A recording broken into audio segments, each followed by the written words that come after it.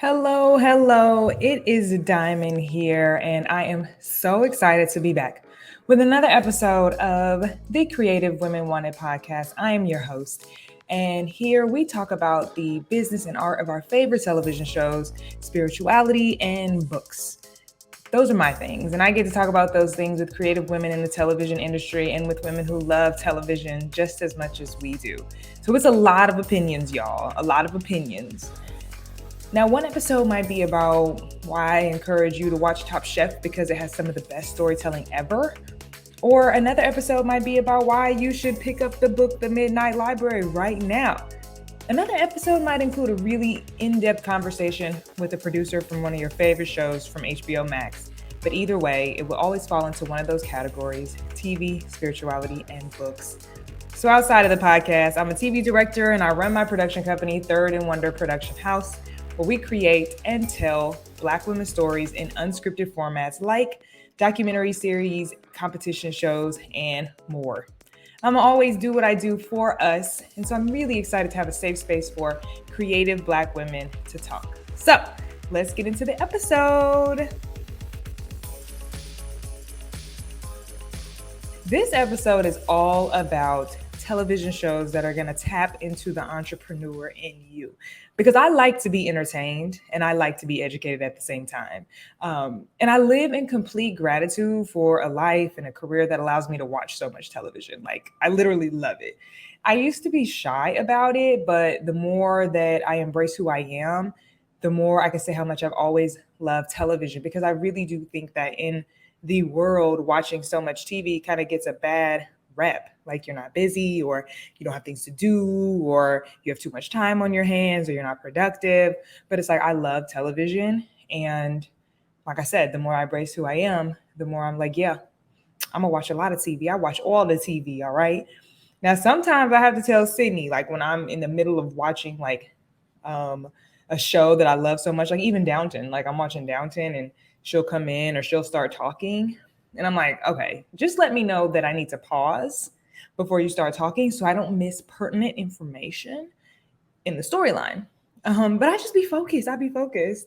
And it's funny, but I love it so much. And I really always have. Like, I'm one of those people that gets lost in TV. Like, I fall deeply in love with the characters. And it doesn't take long, but I really do get invested. I'm very empathetic. So I don't just look at characters like, I don't just look at TV shows like these are characters, these are just people on TV, or these are actors, but like, no, like Randall is a real human being from This Is Us. But so much so, like, this is how much I love characters. Um, I wrote Angela Lewis, who plays Auntie Louie on Snowfall. I wrote her on Instagram, like when I was binging Snowfall during the pandemic. I wrote her, I was like, I'm rooting for you. I am rooting for you, because I thought she was doing a great job and she was really holding it down. And I was so pressed. I am very pressed. I know I'm pressed, but it was just really dope. And she wrote me back. But I love scripted television. But because I also work in like unscripted, I watch a lot of unscripted shows. And I watch a gang of these type. I mean, like competition shows, business shows, cooking shows. Like, I watch it all. But I think my favorite is definitely business shows. And when I think about the content that I'm developing and going to sell to networks or streamers, many of them are business entertainment shows that are going to tap into the entrepreneur or the creative or the ambitious person that lives inside of the folks that watch, right? And so that is what the shows on today's list have done for me.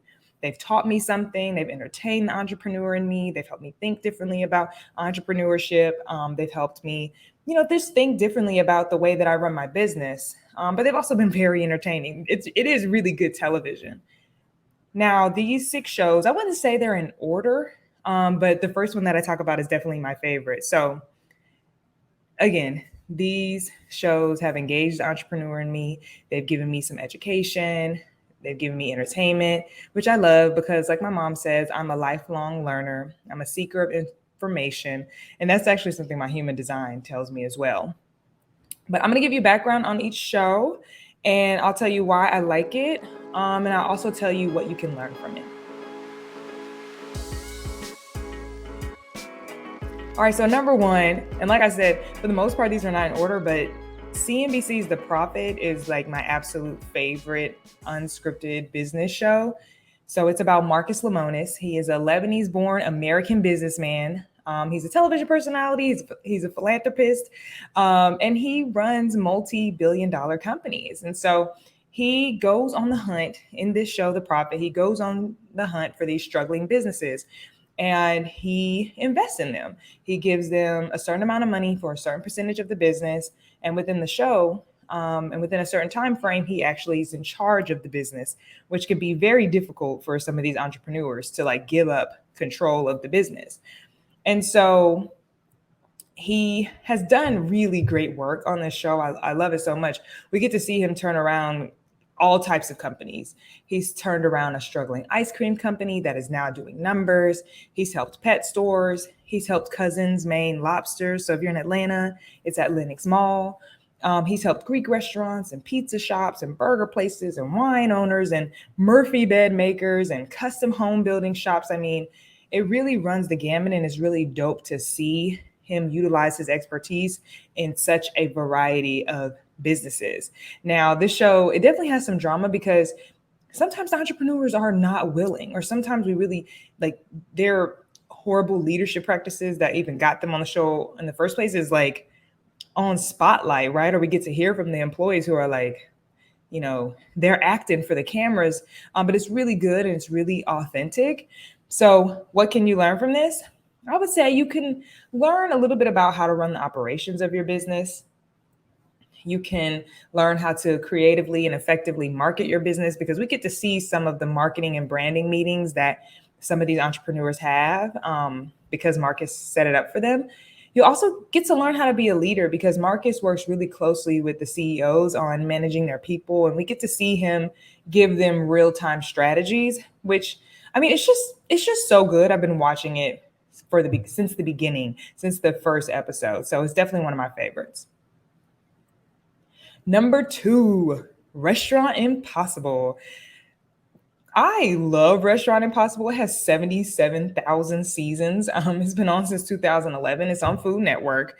And so if you're not familiar with Restaurant Impossible, there's a chef named Robert Irvine. He tries to turn around these restaurants across America.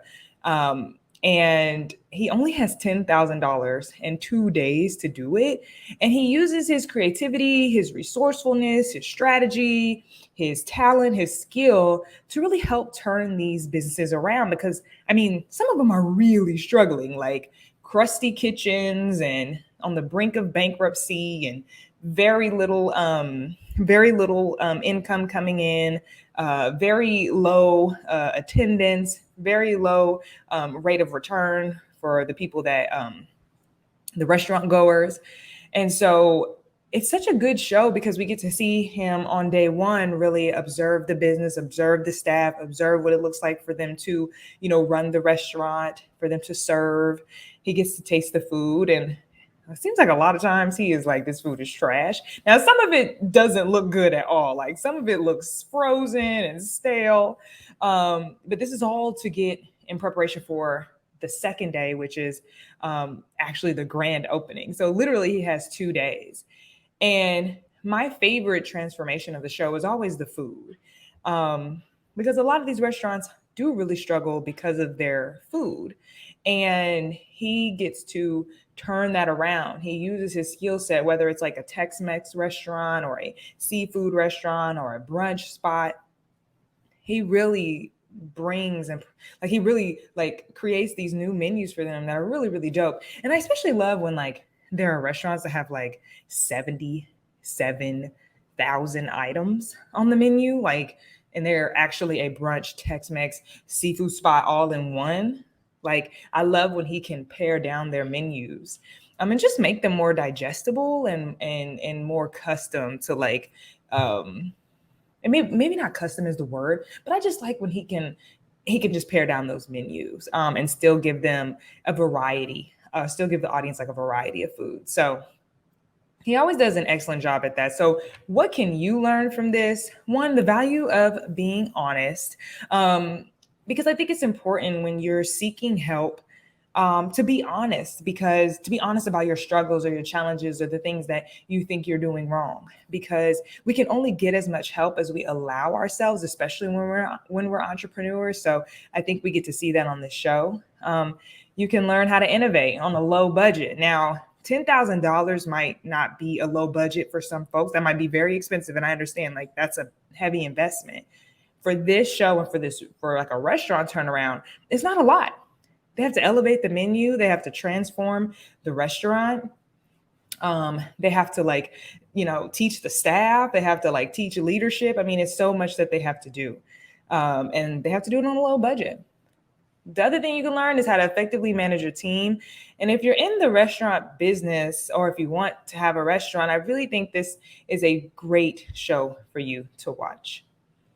So, number three, this show actually didn't last long, but I learned a lot from it when I did watch it. So, it is called 5 Day Biz Fix. I'm really obsessed with this show.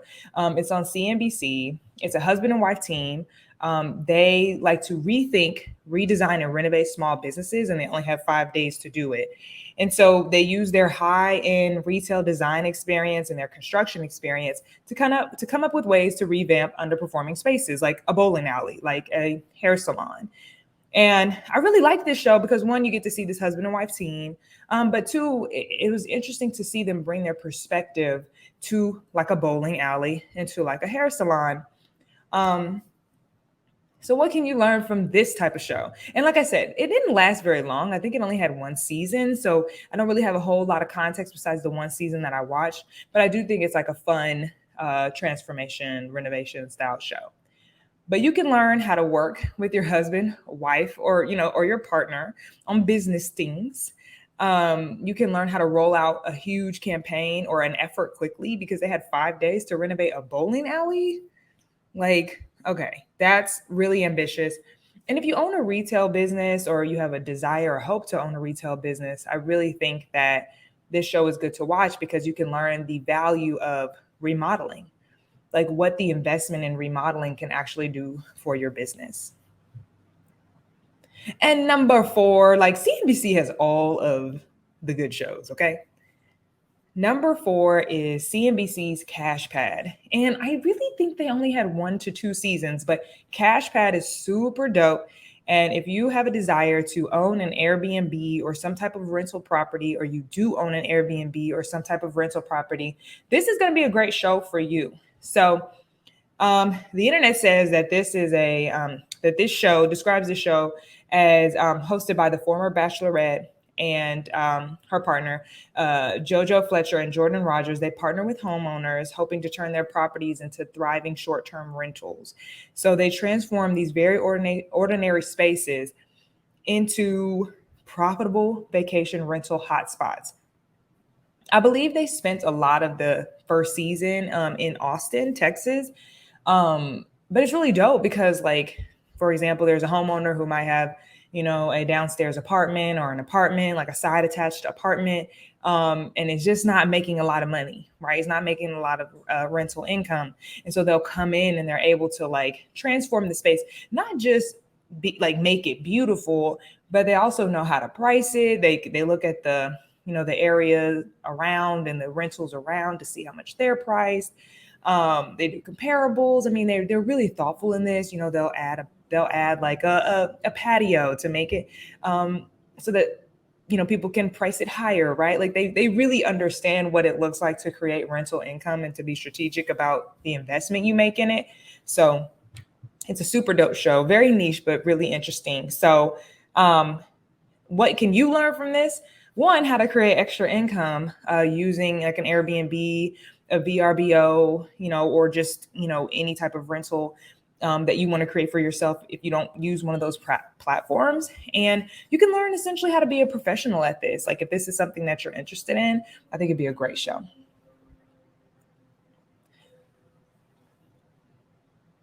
Number five. Number five is Shark Tank. I mean, Shark Tank has been around forever, since 2009. And I think that I'd like to assume that a lot of us know about Shark Tank, but if you don't, it's an opportunity for budding entrepreneurs, established entrepreneurs to get to pitch their business to essentially sharks, people who are going to make investments in their business. And I do like the recent seasons where we get to see, like Kevin Hart participate and make an investment in some of these companies. And so I think the number one thing that we can learn from this show is the art of pitching. As entrepreneurs, when we're trying to grow our business, whether we're growing it online, whether we're growing it by word of mouth, whether we're growing it through, email marketing, social media, whatever it is, we're always pitching in some form or fashion. I know pitching is something that I have to do as an entrepreneur. If I'm pitching for somebody's business, or if somebody has coming to me and they want me, to be a part of their production, but it's like they got to figure out why they should choose me. Or, I'm in the process of pitching television shows right now, right? And I really believe that Shark Tank is a grade A opportunity to learn about pitching. And you don't even have to be an entrepreneur really to like utilize pitching, because if you're trying to pitch yourself for a job, pitch yourself for a promotion, pitch yourself to a partner, whatever it is that you have to sell where you have to sell yourself, I really do believe that we can learn from Shark Tank. And as a storyteller, it's important for me to learn how to pitch, especially if I'm going to be securing deals and partnerships. So if you haven't watched Shark Tank just to watch the pitches, or if you've watched Shark Tank, to be entertained, I understand that. But I want to encourage you to dig deep, pay attention, take some notes on some great pitches, see if you're influenced by it, right? See if there's an entrepreneur or somebody on Shark Tank and they influence you to want to invest. Like, go back, rewatch their pitch, take some notes on what you liked about it, and you'll have learned something. And number six of some of the best shows that I believe will teach and tap into the entrepreneur in you is Oprah's Super Soul Sunday. If you have not watched Oprah's Super Soul Sunday, if you're not familiar with it, I'm going to give you like a description, like the internet description of what the show is. So it's an inspirational series featuring programs that nourish the mind, body, and the spirit, while also offering insights into what it's like to live your best life. So it explores the issues that include spirituality, afterlife, and personal fulfillment. And so on this show that has been around for years, Oprah has had very spiritual and enlightening conversations with people like Brene Brown and Marianne Williamson and Michael Singer and Shonda Rhimes and President Joe Biden before he was the president. There's so many people that she's had these conversations with. I was first exposed to the show maybe 2012. And I was first exposed to Michael Singer, who is the author of The Untethered Life. And The Untethered Soul, like literally one of my favorite books. It really changed my spiritual perspective. So to see Oprah in conversation with him was really good. They had a really just brilliant conversation. And it was deep about spirituality and how we're looking at ourselves and how we're looking at the voice inside of our head and how we look at or how we live our life trying to avoid touchy subjects, like he calls it a thorn. But I was exposed to Michael Singer on Oprah's Super Soul Sunday. I was also exposed to Marianne Williamson and Gabrielle Bernstein almost 10 years ago or over 10 years ago. And I really do believe, watching these shows really changed my life. I think that the thing about entrepreneurship is that, yes, it's a very strategic, like I have all these steps that I got to take.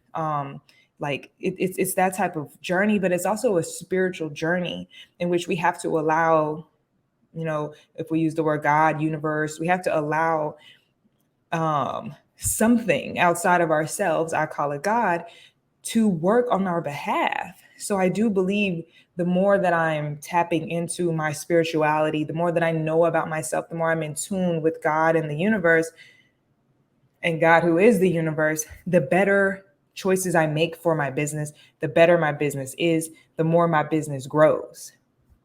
It doesn't matter how many what I had to realize is it didn't matter how many classes I took, how many coaches I had, how many books I read. If I wasn't good on the inside, if I wasn't growing on the inside, if I wasn't getting closer to God, my business wasn't going to be what I wanted it to be.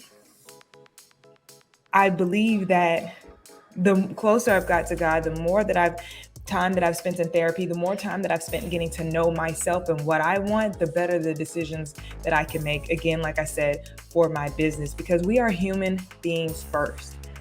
And who we are as humans is how we show up in our business, is how we show up as creatives, as entrepreneurs. And it's like, what type of business do we want to have? Right? And I do believe the more I'm in alignment with God, the better my business becomes. It's just really, really crazy. I feel like I was working a lot, like trying to push my agenda, my goals years ago. And I think it worked for me, and it did good. Me and God, we were working together kind of, but now me and God, we are closer than ever. And we continue to get closer. And I don't have to work as hard because I let him do a lot of the work. And my business is growing exponentially. So are my opportunities, and my life is just a gentler, softer, more trusting life. And it's really beautiful. And so I do believe that this show is really good for us as entrepreneurs, like I said, because we're humans first. And we got to take care of the human in us. So those are my 6 TV shows that we're going to tap into and teach the entrepreneur in you. Thank you so much for joining me today on the Creative Women Wanted podcast. If you like this podcast, please subscribe, rate, and review. And if you have friends or family members or colleagues who could really benefit from this podcast, go ahead and drop the link in the group chat. I will talk to you all soon.